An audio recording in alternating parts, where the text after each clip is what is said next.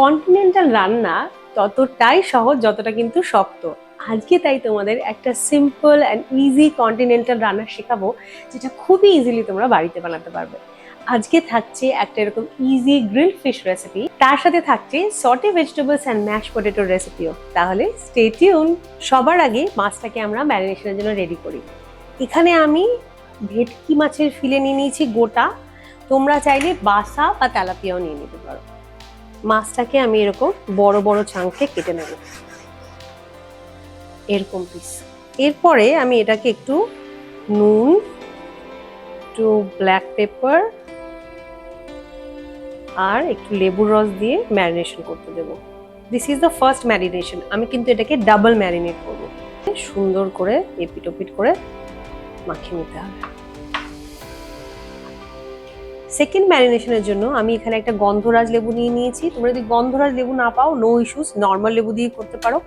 এর জেসটা নেব আমি, শুধু এখান দিয়ে একটু স্কিনটা ঘষে এর জেসটা নিয়ে নেব। এরপরে আমি এখানে একটা ডিম গোটা ফেটিয়ে রেখেছি, সেটা দিয়ে দিলাম। সাথে দিয়ে দিচ্ছি হাংকার্ড। এখানে হাফ কাপ মতন হাংকার্ড আছে, পুরোটাই আমি এখানে দিয়ে দিলাম। সাথে দিয়ে দিচ্ছি একটু গ্রেট করা চিজ। এটা অপশনাল, তোমরা চাইলে এটা স্কিপ করতে পারো, বাট ট্রাস্ট মি, এটা দিলে কিন্তু টেক্সচারটা খুব সুন্দর হয়। এর মধ্যে দিয়ে দিচ্ছি 1 চামচ মতন চিলি ফ্লেক্স, সাথে দিচ্ছি অরিগ্যানো। এরপর আমি এখানে 1 চামচ মতন অলিভ অয়েল দিয়ে দেবো। অলিভ অয়েলের গন্ধটা কিন্তু কন্টিনেন্টাল রান্নার একটা ইন্টিগ্রাল পার্ট, তাই এটা একদম স্কিপ করবে না। এবার আমি পুরোটা মিক্স করে নিচ্ছি। এর মধ্যে দিয়ে দিচ্ছি মোটামুটি 2 টিস্পুন মতন ময়দা, পরিমাণ মতো নুন। এবারে মনে রাখতে হবে, মাছটা ম্যারিনেট করার সময় কিন্তু আমরা অলরেডি নুন দিয়েছি, তাই এই নুনটা শুধু ম্যারিনেশনের যেটুকু মশলা তার মতনই নুন দিতে হবে, নয়তো কিন্তু বেশি হয়ে যাবে। এটাকেও ভালো করে মিক্স করে নিচ্ছি। আমাদের সেকেন্ড ম্যারিনেশনটাও রেডি। ফার্স্ট ম্যারিনেশনে মাছটাও ম্যারিনেট হয়ে গেছে।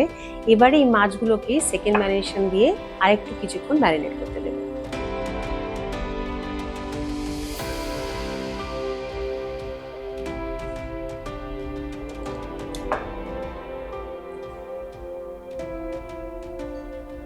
মাছটা যতক্ষণ ম্যারিনেট হচ্ছে, চলো আমরা ভেজিটেবলটা সটে করে নিই। আমার কাছে এখানে রেড, ইয়েলো আর গ্রিন ক্যাপসিকাম আছে, আর সাথে একটু ক্যারেট আছে। তোমাদের বাড়িতে এরকম ক্রাঞ্চি যে কোনো ভেজিটেবলস থাকলে সেগুলো ইউজ করতে পারো, লাইক ব্রকলি, বিনস এটসেট্রা, যেটা তোমাদের কাছে ইজিলি অ্যাভেলেবল। এবারে কড়ার মধ্যে আমি খানিকটা বাটার দিয়ে দিচ্ছি। এর মধ্যে আমি সব ভেজিটেবলস গুলো দিয়ে দিচ্ছি।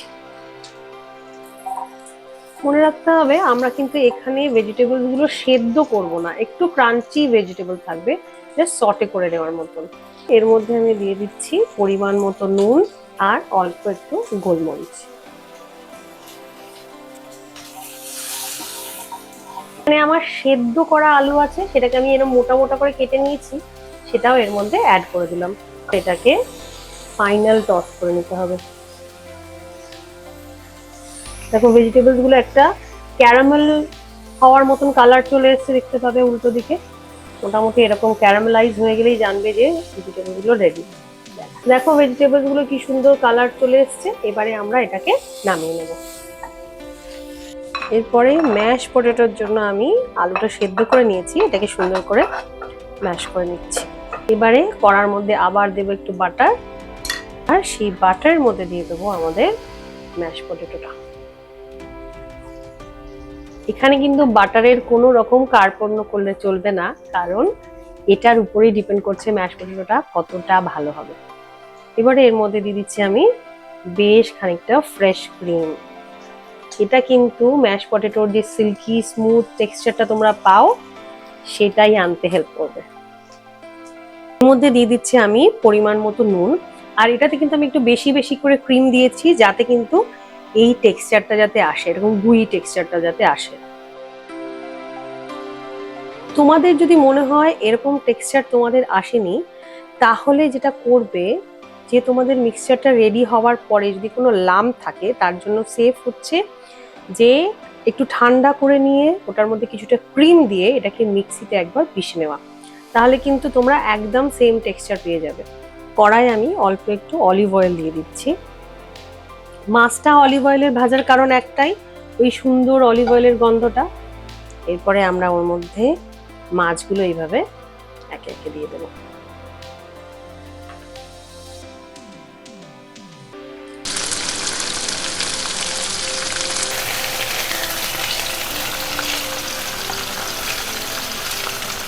দেখো মাছটা একবার সুন্দর কালার চলে এসছে, এবং তুমি কুক করলে যদি দেখো এটা সুন্দর নরম আছে, তাহলে জানবে মাছটা রেডি। মাছটাও এবার রেডি হয়ে গেছে, তাহলে চলো চটপট করে এটাকে প্লেটিং করে নিই।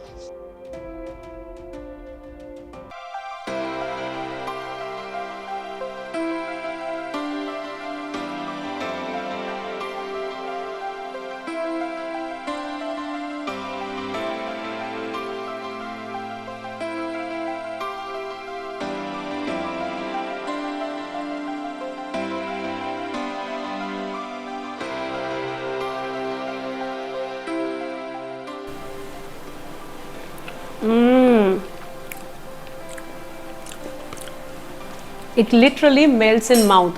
তোমরা অবশ্যই রেসিপিটা ট্রাই করো, আর ট্রাই করে আমাকে জানিও তোমাদের কেমন লাগলো। ভালো লাগলে লাইক শেয়ার কমেন্ট করো, আর এরকম আরও অনেক রেসিপি পেতে হলে চোখ রাখতে হবে মি টাইম উইথ মিলিতে। This is Mili signing off for today. আবার দেখা হচ্ছে খুব শিগগিরই অন্য একদিন অন্য একটা রেসিপি নিয়ে। Bye bye.